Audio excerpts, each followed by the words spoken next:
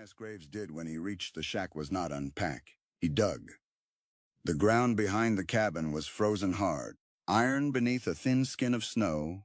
He swung the shovel until his palms burned, and his breath came out sharp and white. He was not planting anything. He was burying something. If you have ever tried to outrun your own name, you know the weight it carries. Sulphur Creek lay 2 miles behind him, smoke drifting from crooked chimneys, the mine shafts coughing black dust into a pale Montana sky. He had not gone there for whiskey or welcome. He had gone for a deed. He paid in cash and left without asking a single question. He did not want to know who had lived in this shack before him. He did not want to know why they left. He only wanted walls, silence, distance. The porch sagged like a tired back. 3 window panes were broken. The wind slid through the logs and across the floorboards, as if the place already belonged to the cold. It suited him. He worked without pause. He cut pine from the timberline, dragged it down alone, repaired the porch, sealed the cracks with mud and straw. He replaced the broken glass with oiled canvas. He slept on the floor with his coat for a blanket and his revolver under his saddle. At night he woke with his hand gripping the walnut stalk, breath shallow, heart hammering against his ribs. The wind would moan through the eaves, and sometimes he would hear another sound beneath it. A memory, bootsteps in dust, gunfire, a voice that never finished its sentence. He had not come to Sulphur Creek to start again. He had come to stop. On the 10th morning he saw her. He was on the roof, nailing down fresh shingles, when movement caught his eye across the barren field. A woman stood beside a sagging clothesline. The wind tore at the wet sheets in her hands. Her dark hair had come loose from its knot and struck her face like whips. She wore a plain wool dress, sleeves rolled, boots planted firm in the frozen dirt. She did not bend. She did not rush. She fought the wind as if it had insulted her. He watched longer than he meant to. She felt it. Her head turned sharply toward him.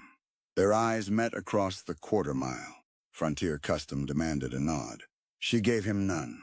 Her gaze held steady, flat, and unreadable. Then she turned back to her work and drove another clothespin into place with hard fingers. Message received. Keep your distance. He went back to his hammering. 3 days later, he rode into town for nails and salt. The saloon was loud. Miners hunched over beer mugs, faces gray with dust and long shifts underground. He kept his hat low and headed for the general store. While the storekeeper tallied the cost, the voices began behind him. That's the new one. Bought the Miller shack. Moved in next to Widow Bell. The name hung in the air. Widow. He did not turn. She's trouble. Old Man Bell died sudden. Strong as an ox, then just drops. A chuckle. Heard her stew was real strong. Too strong. Laughter. Low and sour. Elias felt heat creep up his spine. His jaw tightened. His hand twitched near his hip. He forced it still. He had pulled a gun too fast once before. He would not do it again. He paid exact coin, walked out, mounted his horse, rode back without looking over his shoulder. That night the wolves came, not a howl, a shriek. Chickens. He grabbed his rifle before the second cry. He ran across the frozen field without saddling his horse. Her lantern flickered on the porch when he reached the fence. A gray shape tore at the coop. Another circled, yellow eyes flashing. Get inside, he shouted. She did not move. He dropped to one knee, breathed out, squeezed. The rifle cracked through the dark. One wolf fell. The other vanished into timber. Silence rushed in. Feathers drifted through lantern light. He checked the perimeter, returned to the porch. Are you hurt? She shook her head once. Her face was pale but steady. They buried the animals together before dawn. The ground fought them. He broke the crust with a pickaxe while she shoveled frozen dirt aside. No words, only breath and steel against earth. When they finished, gray light crept across the hills. "I thank you, Mr. Graves," she said. Her voice was formal. Closed. He nodded. As she turned away, he saw something in her eyes. Not weakness, not gratitude, something deeper. A tiredness that reached past bone. He recognized it. He carried the same look in his own reflection. That afternoon he gathered spare lumber and walked to her fence. She was trying to wire the broken coop door back into place. The barbs cut her palm, blood bright against frost. He stepped forward. "Give me your hand. It's fine." "It isn't." He poured carbolic over the wound. She flinched but did not pull away. He wrapped her palm with a strip of clean cloth. His fingers brushed her wrist. Her breathing changed. He rebuilt the coop without asking permission, left without knocking. The next morning, 2 white eggs sat on his fence post. He left a dressed rabbit on her porch that evening. They did not speak of it. They did not need to. Across the barren rise, 2 thin columns of smoke rose each morning, instead of 1. And for the first time since he arrived in Sulphur Creek, Elias Graves did not feel entirely alone in the wind. Word count, 800, part 2. The first stone hit him just below the collarbone. It came out of nowhere. A sharp crack against bone. He did not fall. He did not even turn. He only shifted his body wider in front of her and kept walking. "Don't run," he said through his teeth. Her fingers clutched his coat. Behind them, Sulphur Creek watched in silence. No one stepped forward. No one spoke. They reached the horses. He lifted her into the saddle, mounted his own, and rode out without looking back. That night, she cleaned the cut on his shoulder in her kitchen. The basin water turned pink. "You should have left," she said quietly. "You should have let them have their spectacle." He sat still while she pressed cloth to the wound. "I've left before," he answered. "I'm done with that." Her hands paused. The cabin was small, warm. The stove hissed softly. Outside, the wind scratched against the shutters. "They won't stop," she said. "They'll push until you answer." He looked at her. "I didn't answer. That's what frightens them." 3 days later, the summons came. A folded paper dropped onto her porch by a constable who would not meet her eyes. Arthur Bell, Silas Bell's cousin, claiming the land, claiming murder. Elias read the notice once, folded it carefully, laid it on the table. "We'll go," he said. She did not argue. The morning of the hearing, the town gathered like crows. Windows cracked open. Men leaned against posts. Women stood in doorways, watching, waiting. Elias walked beside her but did not touch her. He knew what she had once been forced into. She would not be led. Inside the land office, the air was thick. Arthur Bell stood in a black suit that did not belong to Montana.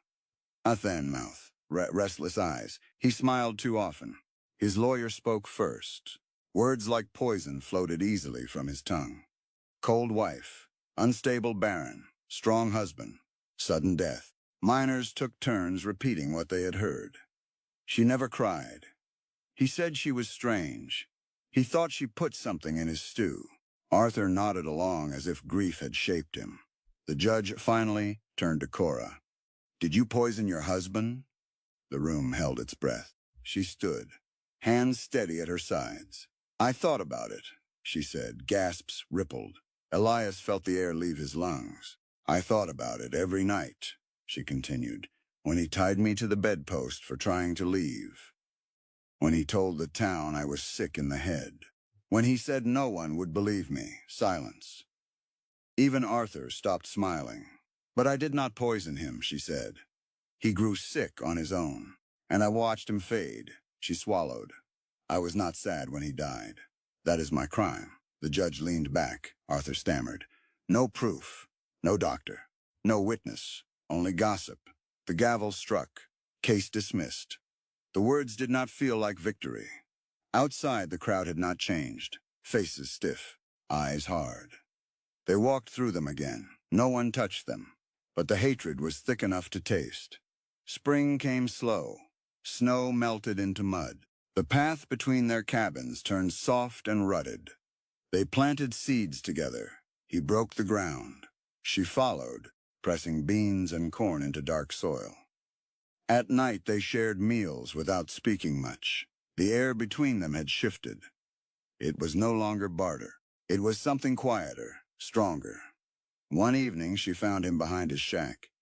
He was kneeling beside a small fire. In his hands was a tarnished silver star pinned to black leather. He held it in the flames. Metal blackened, curled, dropped into ash. She did not interrupt. He buried the melted silver with the toe of his boot. "I wore it in Dodge," he said. "I was supposed to protect people." He looked at his hands. "I buried more than I saved." She stepped closer, held out a loaf of bread she had baked. He took it, their fingers brushed. Neither pulled away. Later that night, the oil lamp sputtered out. Only stove light remained. She sat across from him at the table. "I haven't been held in years," she said quietly. Not pleading, not asking, just truth. He leaned forward, placed his hand over hers. It was heavy, warm. She turned her palm and laced her fingers through his. He stood, walked around the table, touched her face with the backs of his fingers. Slow, careful, he kissed her. It was not soft. It was not rushed. It carried the weight of every winter night they had survived alone. She pushed him back suddenly, breathing hard. "I can't belong to someone again." The word hung between them. Belong. He stepped away at once. "I don't want to own you," he said. She studied his face. "You stood there while they spit on you," she whispered. "You let them." "For you?" he answered. Silence settled. Not brittle, not frightened. She crossed the space herself this time, laid her forehead against his chest. He wrapped his arms around her without tightening them. They stood like that for a long while, two figures in stove light. Outside, the wind moved through thawing branches. Inside, neither stepped back.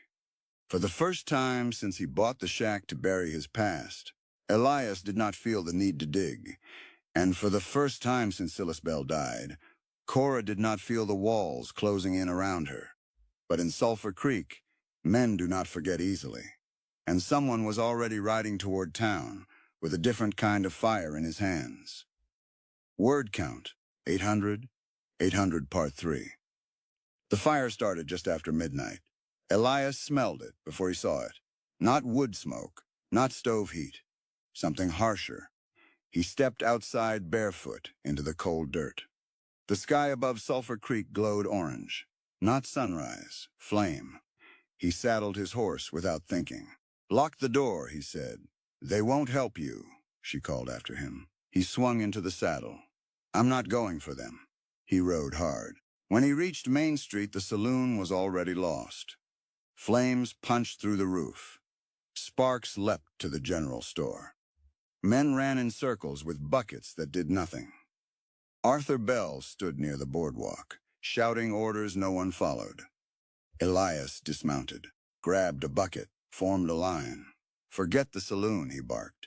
"Save the store, wet the roof." The miners stared, then moved. Heat blasted his face. Smoke clawed at his throat.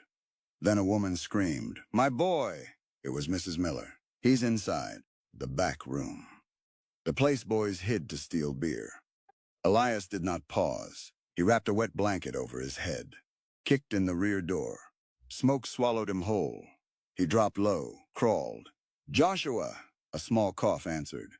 He found the boy curled beneath a shelf, eyes wide. He dragged him close. "Hold your breath," he turned. Could not see the door. Flames roared. He chose a direction. Hit a wall, turned again. The roof groaned. He ran through a curtain of fire, burst out in the night, rolled in mud, as men beat flames from his coat. He shoved the boy into his mother's arms. Then the world tilted. Smoke filled his lungs. He fell. When he opened his eyes, the ceiling was unfamiliar. Wood beams, low. His chest burned with every breath. Cora sat beside him, her hands wrapped in clean linen. "You're not dying," she said. Not pleading, stating it. He tried to laugh, coughed instead. 3 days he lay in that cot. Fever broke in sweat. She wiped his face, held water to his lips, never left. Outside, the town changed. No one said it out loud, but buckets of food appeared on the porch. Firewood stacked silently by his door. Miners who once spat on his boots now removed their hats when she passed. On the fourth morning he sat up, hands blistered, chest raw, but breathing. Spring arrived for real. Ice cracked in the river, mud turned to grass. He carved a new board from pine. She watched from the doorway. He cut letters slow and deep. Bell Graves, he held it up. She stepped closer. "Is that a question?" she asked softly. "It's a decision," he answered. They hung it above the door, together. No ceremony, just hammer and nail. That summer they planted wide rows. Corn rose shoulder high. Beans climbed the fence. Children from town came to trade eggs for fresh vegetables. Joshua brought apples one afternoon, would not meet Elias' eyes, left them on the step and ran. The saloon reopened. The general store restocked. Arthur Bell left town without ceremony. No one rode with him. One evening, Elias sat on the porch, watching sunset spill gold across the fields. Cora stepped out beside him, barefoot, hair loose. "You were supposed to bury your past here," she said. He nodded. "I did." She looked at him. "You didn't bury it, you burned it." He considered that, then shook his head. "No." He reached for her hand, held it steady between them. "I planted something else on top of it." Wind moved through tall grass.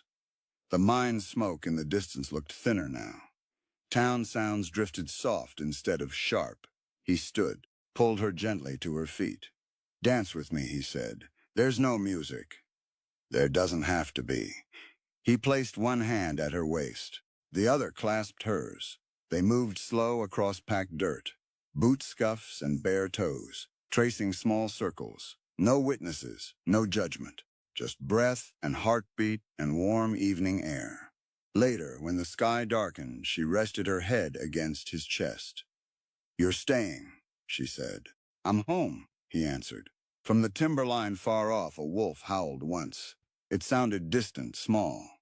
He did not reach for a rifle. He tightened his arm around her. Inside the cabin,